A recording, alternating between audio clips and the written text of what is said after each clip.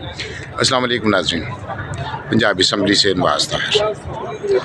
नाज़रीन, आज पंजाब की असम्बली ने एक मिसाली इजलास में नए सफ़र का आगाज़ किया। 8 फरवरी को इलेक्शन हुए और आज 23 फरवरी को असम्बली ने हल्फ उठाया। इसका टाइम था 10 बजे, लेकिन ये इजलास 11:19 पर शुरू हुआ। इजलास शुरू हुआ तिलावत कलाम पाक और नात रसूल मक़बूल सल्लल्लाहु अलैहि वसल्लम के साथ। जब इजलास हुआ तो उस वक्त भी हाउस के अंदर से भी और गैलरियों से भी नाराबाजी होती रही। बड़ा एक मिसाली किस्म का इजलास। मिसाली हम इस तरह से कह सकते हैं कि हाउस की रवायत है कि हाउस के अंदर पोस्टर और ये सारी चीज़ें नहीं लाई जाती, लेकिन पाकिस्तान मुस्लिम लीग नून के कायद मियां नवाज शरीफ साहब और पाकिस्तान तहरीक इंसाफ के कायद इमरान खान साहब के पोस्टर लाए गए। नाराबाजी तो खैर कायदीन की होती है, वो भी हुई, लेकिन जो गैलरियों से जिस तरह के हालात सामने आए वो भी हम मिसाली कह सकते हैं। दूसरी बात यह है कि जब इजलास की सदारत करते हुए स्पीकर मोहम्मद सब्तान खान ने बार बार अपील की गैलरियों से कि वो नाराबाजी ना करें, वो तस्वीर ना बनाएं, तो उनकी कोई बात नहीं सुनी। इजलास में ये भी एक मिसाली बात है कि आज के इजलास में पंजाब असम्बली की तारीख़ में पहली बार ऐसा हुआ है कि बर वक्त हल्फ नहीं उठाया जा सका। अरकान असम्बली अपने मुकर्ररा वक्त में हल्फ नहीं उठा सके। वाहिद ज़ाबित के मुताबिक जब तक कोई रुकन हल्फ ना उठा ले तब तक वो ईवान में बात नहीं कर सकता। ना कोई कलमा, ना कोई बात, ना कोई और गुफ्तगू हो सकती है। ऐसे सिर्फ हल्फ होता है, हल्फ के बाद दस्तखत किए जाते हैं। जब कोई रुकन हल्फ उठाकर रजिस्टर पर दस्तखत कर लेता है तो वो उस वक्त ईवान का रुकन होता है और उससे पहले उसकी कोई हैसियत नहीं, वो सिर्फ एक मुंतखब रुकन होता है। तो आज के इजलास में इस हवाले से भी ये एक मिसाली कार्रवाई थी कि जितने जो सीनियर पार्लियामेंटेरियंस से, जिनमें जो पहले भी अपना डिप्टी पार्लिमानी लीडर भी रहे, डिप्टी अपोजिशन लीडर भी रहे, राना आफ्ताब, मलिक अहमद ख़ान, इस तरह के जितने लोग थे, उन्होंने इस बात का ख्याल नहीं रखा कि क़वाइद क्या हैं, रूल्स क्या हैं, असम्बली का डेकोरम क्या है। और ये चीज़ हमें स्पीकर की जानिब से भी नज़र आई।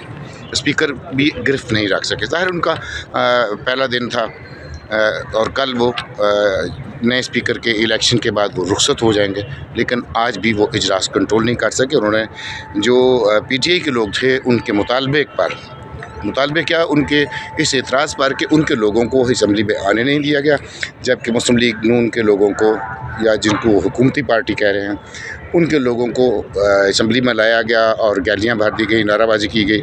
इस तरह से उनको एक तरह से हरासा करने की कोशिश की। ये एतराज़ स्पीकर ने तस्लीम किया और असम्बली का जो इजलास था हल्फ से पहले हुक्म दिया कि नमाज़ जुमा का वक्त हो रहा है, इजलास हम बाद में करेंगे, हल्फ बाद में लेंगे। लेकिन उससे पहले जो गैलरियाँ हैं, असम्बली के स्टाफ को हुक्म दिया कि गैलरियाँ खाली करवा ली जाए। उससे पहले ये भी बात सामने आई कि जो PTI के नामज़द वज़ीर आला हैं मियां असलम इकबाल, उनको गिरफ़्तार कर लिया गया है।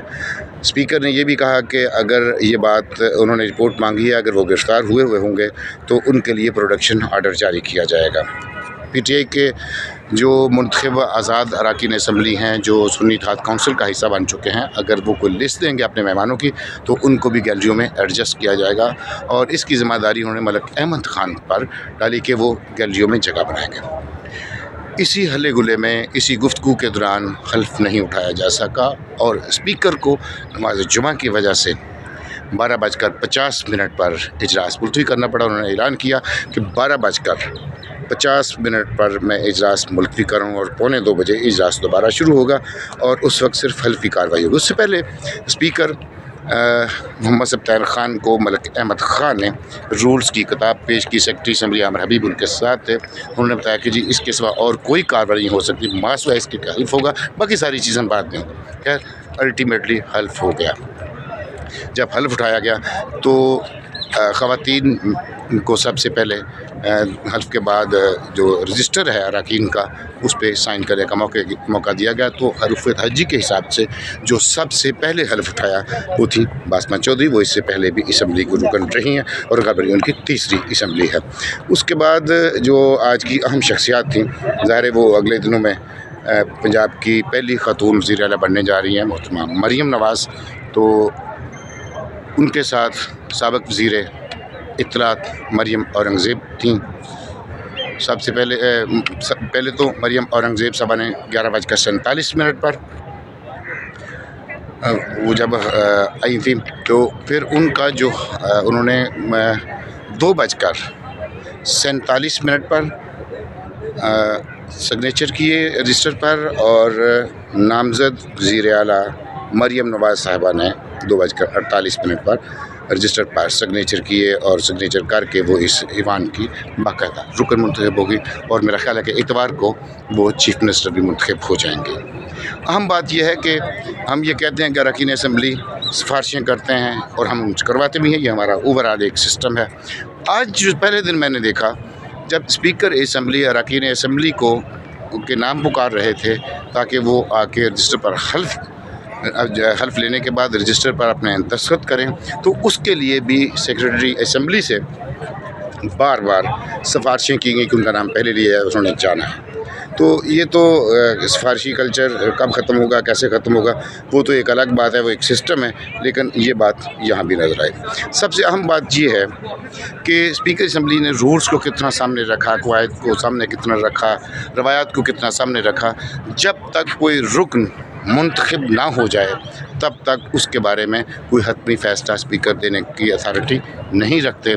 लेकिन आज के इजलास के दौरान हमने देखा कि स्पीकर ने वाज़े तौर पर जो मुस्लिम लीग नून के लोग थे उनको ट्रेजरी बेंच डिक्लेयर किया